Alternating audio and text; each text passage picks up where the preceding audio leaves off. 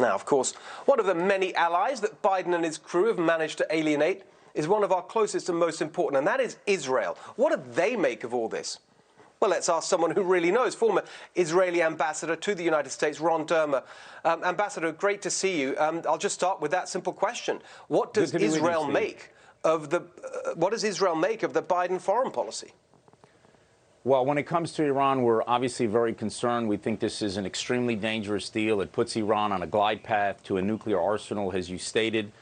It also would release, over the next few years, hundreds of billions of dollars that will go to Iranian coffers. And they're not going to use that money, Steve, to establish a GI Bill for returning members of the Revolutionary Guard.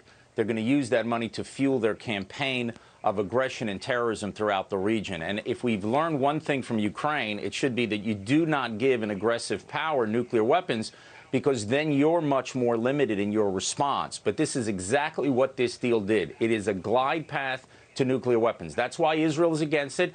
That's why the Arab states, our neighbors, are against it. But what do we know? We just live in the Middle East, right? Your allies in the Middle East are telling you this is a terrible deal, don't do it. They're not listening in Washington, unfortunately. Well, this is the sort of broader point, isn't it? That they go on and on about how, they're rebuilding alliances, and to a certain extent, it's clear that they've got good, close relationships with, the core sort of NATO members or whatever.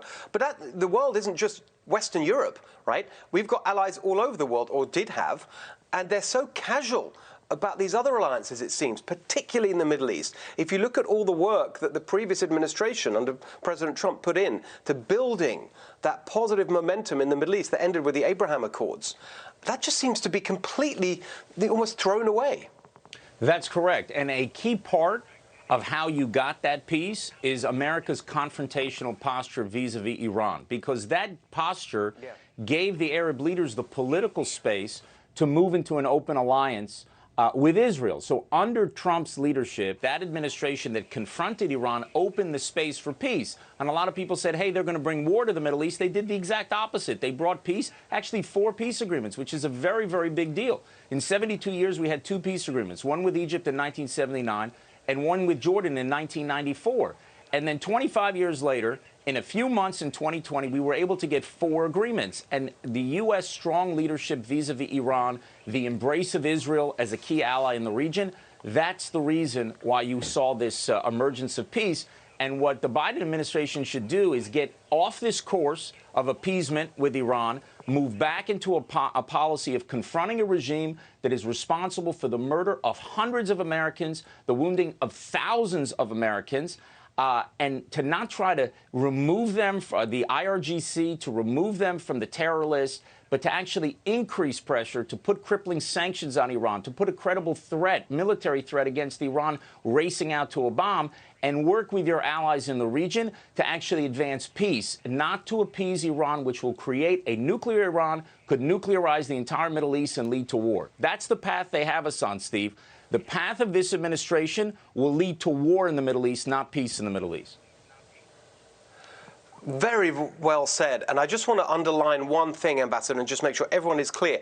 Even if you take at face value their argument for doing this lunacy that is causing such damage and destructive impact all around the region, it doesn't add up, because even in their own terms, this deal gives Iran the possibility of getting a nuclear weapon eventually. Let's just be clear about that.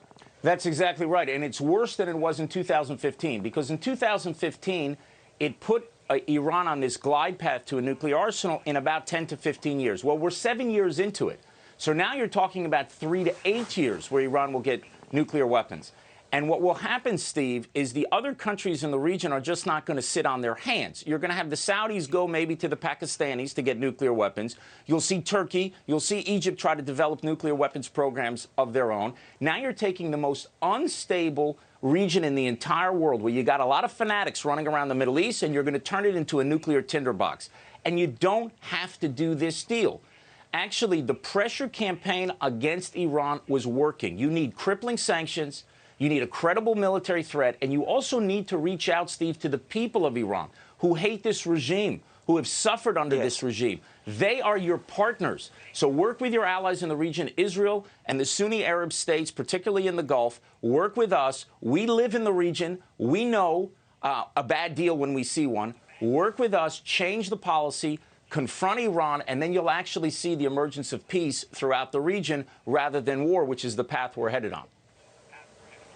Well, exactly. I mean, thank you so much for being such a clear and strong voice on this. We can only hope that we get to the position you've laid out in the end. Ambassador Dermer, thank you so much. Great to see you tonight. Hey, Sean Hannity here. Hey, click here to subscribe to Fox News YouTube page and catch our hottest interviews and most compelling analysis. You will not get it anywhere else.